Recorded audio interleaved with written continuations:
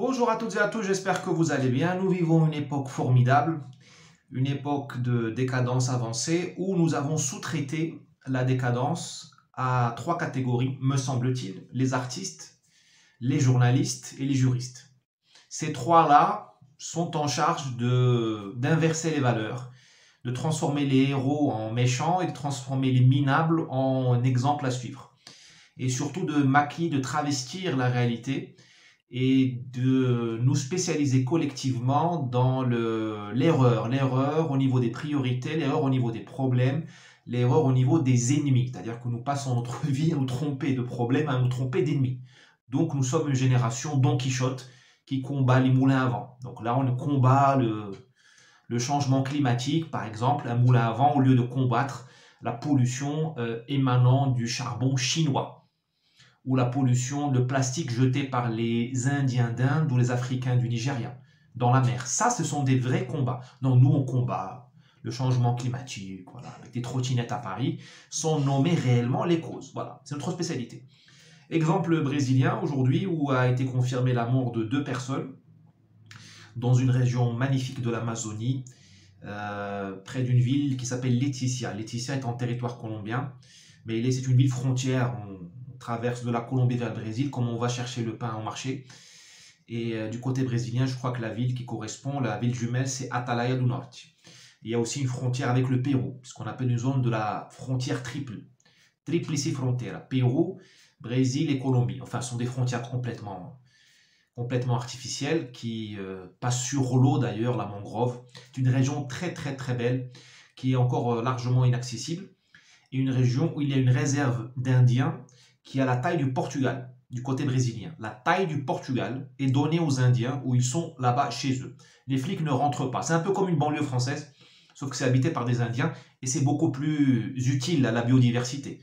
Hein, il y a, dans cet abandon de souveraineté fait par les Brésiliens, il y a au moins la promesse de conserver la biodiversité. C'est vrai que les Indiens savent gérer la biodiversité. C'est une région où il y a beaucoup de peuples qu'on dit non contactés. Il y a vraiment des peuples de 1000, 2000, 500, 1300 personnes qui parlent leur langue propre parce qu'ils ils ne sont jamais mélangés entre Indiens et qui n'ont pas vu l'homme blanc. En tout cas, ils l'ont vu passer avec un hélicoptère et ils ont dû lui faire un symbole, une sorte de bras d'honneur pour qu'il ne les contacte pas. Et il y a une politique brésilienne officielle pour ne pas les contacter, pour les laisser vivre tranquillement.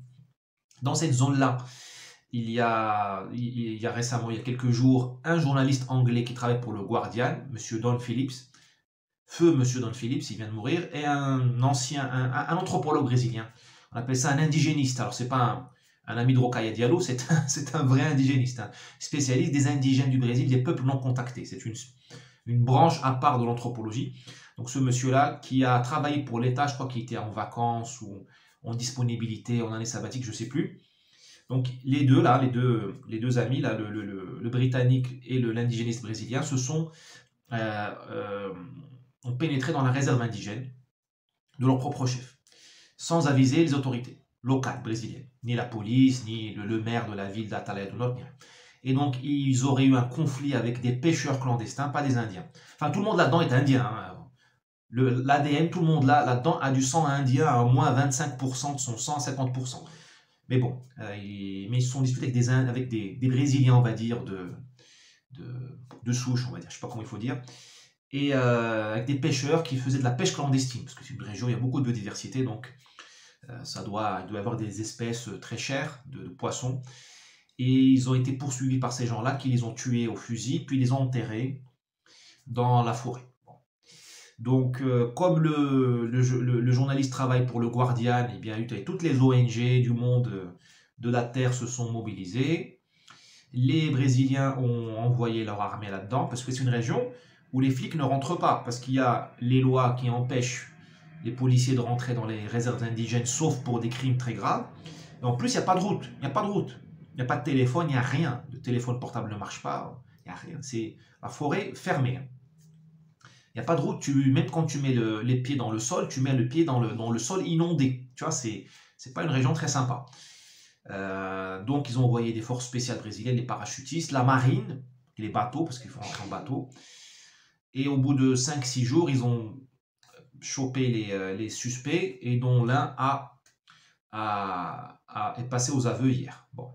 Donc on a trouvé les corps et on a vu monter la sauce dans les médias brésiliens qui sont tous basés à Sao Paulo, c'est-à-dire près des facultés de gauche, donc ils ne comprennent rien à l'Amazonie.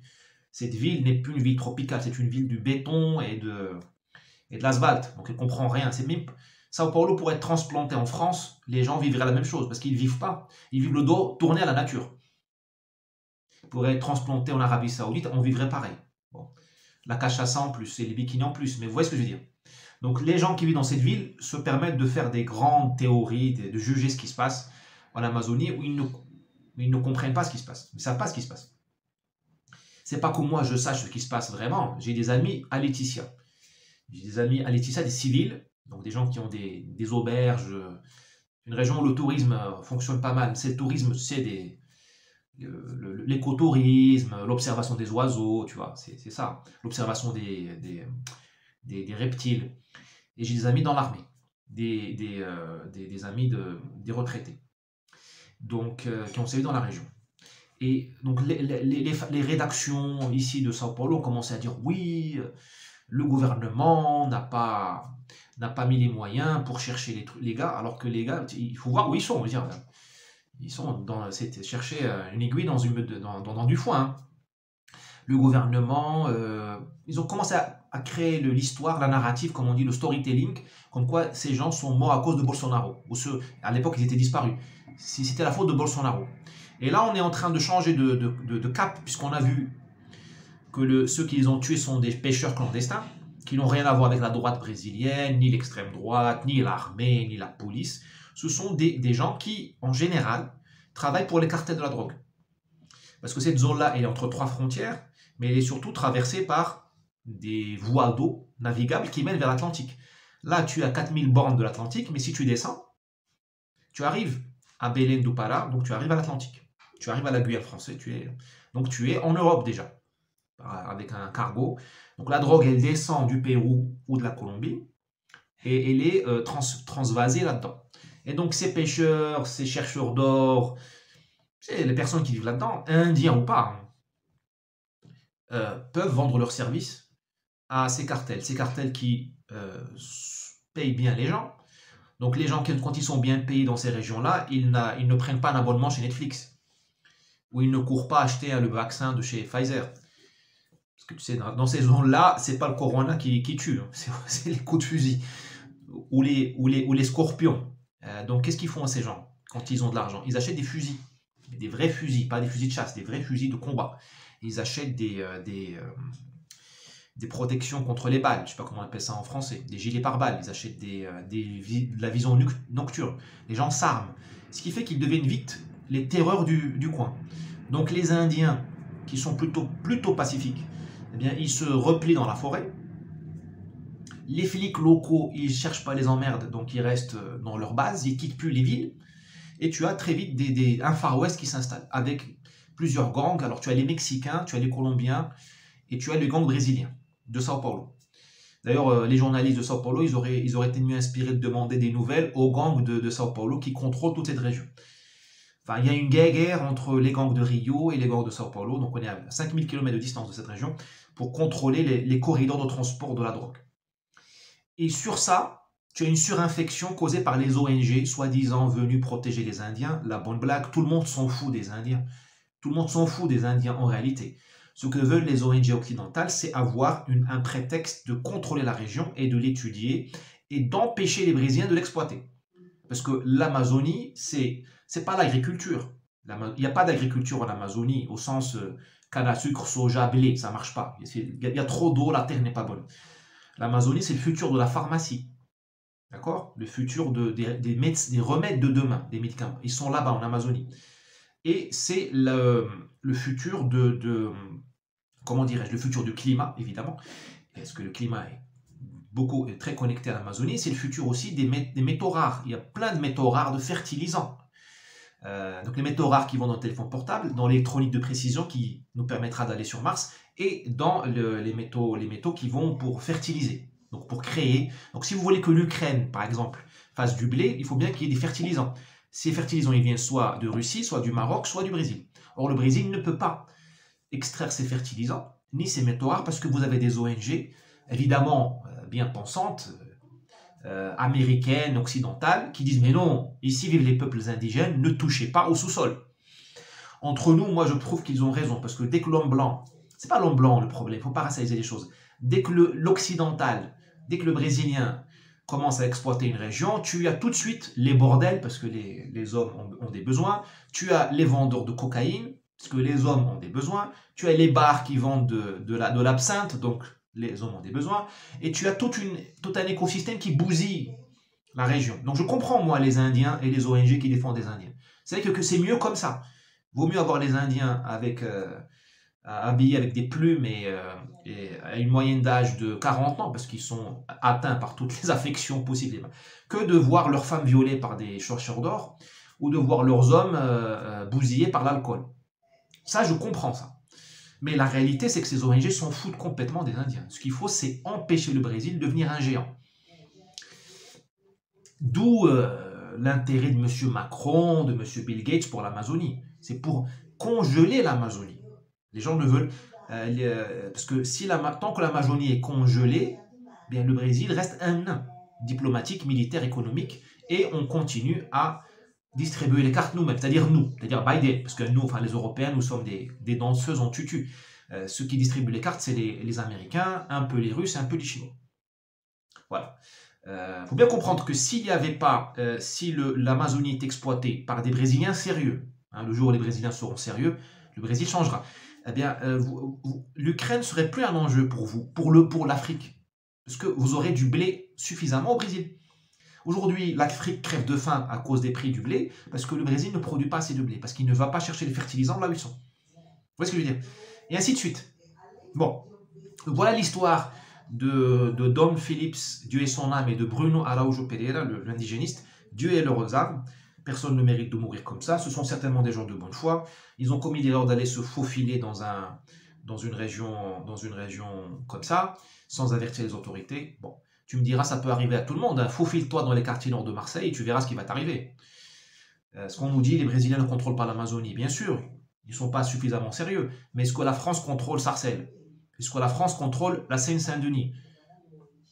Je pense qu'il est beaucoup plus facile pour le préfet allemand de contrôler le Stade de France que pour Bolsonaro de contrôler une rivière qui en même temps une mangrove, un marais et une forêt tropicale humide. Invisible, même les drones ne passent pas là-dedans, ils ne voient rien. Je pense que les Brésiliens ont quand même quelques circonstances atténuantes. Voilà où je voulais vous emmener. Hein, nous sommes chez les fous, parce que là, déjà ce matin, on est jeudi, les Brésiliens déjà commencent à dire, enfin les rédactions, oui, les indigènes d'Amazonie souffrent. Mais on s'en fout, c'est pas le problème. Il y a 2 blancs qui ont été tués, c'est Dom Phillips et Bruno Araújo. Prions leurs âmes. Enfin, déjà, on est en train de changer le focus du zoom. Des pêcheurs clandestins qui ont tué les gens là, on est en train de changer, on est en train de pleurer les indigènes. Alors là, il faut élucider complètement le crime qui a été commis. Or, ça n'intéresse plus personne. Ce qui intéressait les journalistes brésiliens et leurs correspondants à l'AFP ou à Paris, chez Libération, chez Le Monde, ou dans le cabinet de M. Macron, qui bouffe toutes les intox qu'on lui envoie depuis la presse brésilienne, ce qui aurait été intéressant, c'est de savoir comment ces gens ont été tués, pourquoi, qui les a tués. Là, on s'en fout maintenant. Maintenant, on est déjà parti dans les peuples indigènes, le grand remplacement. Il n'y a qu'un seul grand remplacement qui est reconnu, c'est celui des indigènes du Brésil par les Portugais. Bon, donc Zemmour a gagné, à la limite, hein, puisque le grand remplacement est sur toutes les lèvres. Peut-être que dans 5000 ans, non allez, 500 ans, peut-être que dans 500 ans, votre grand remplacement en France sera sur toutes les lèvres. Et vous aurez peut-être des ONG qui vont défendre les rares Français de souche qui vont se réfugier autour de Saint-Émilion, ou quelque part dans le Vercors, ou sur les hauteurs des Vosges, du côté de Colmar. Bon. Écoutez, au moins on aura... j'espère que le réchauffement climatique nous permettra d'être en bikini dans les Vosges. Et que le métissage nous permettra d'avoir des jolies jeunes filles en bikini. Au moins ça, dans notre disgrâce. Allez, à demain. Si vous avez aimé cette vidéo, n'hésitez pas à à la partager et à faire une donation sur PayPal. Vous avez toutes les infos en bas dans la description. Ciao!